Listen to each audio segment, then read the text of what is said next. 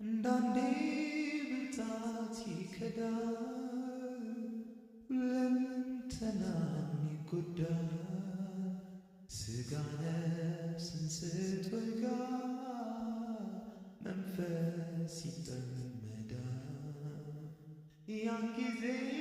ከሳሽ ይቀርባል ፍላጻውን ይልካል ገና በንብርክክ ሳለው አባቴ ፈጥኖ ይደርሳል ይኸው ዘምራለው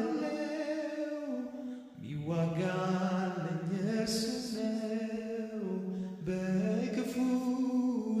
እንዳለው ሩጫዬን ጨርሳለሁ